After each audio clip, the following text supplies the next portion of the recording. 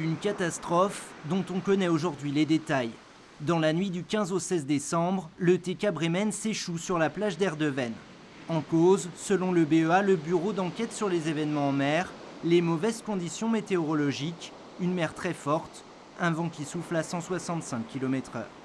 Mais surtout, le BEA pointe du doigt le capitaine du cargo maltais, car ce jour-là, il ne mouille qu'une ancre au lieu de deux et n'utilise pas le moteur du navire de manière adéquate.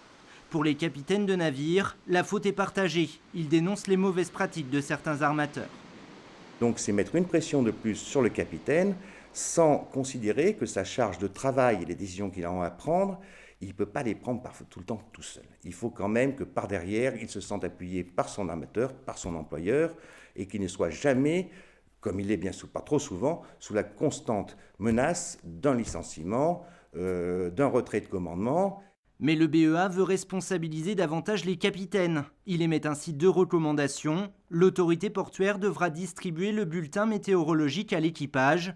En retour, le responsable du navire devra donner les raisons de son départ en cas de mauvais temps.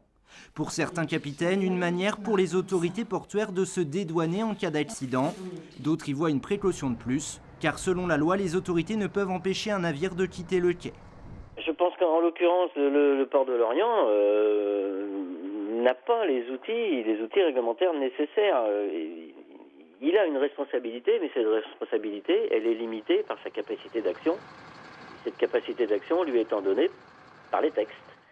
Et en l'occurrence, je pense qu'il n'y avait pas de possibilité d'interdire au commandant d'appareiller. Contactés, les autorités portuaires n'ont pas souhaité nous répondre.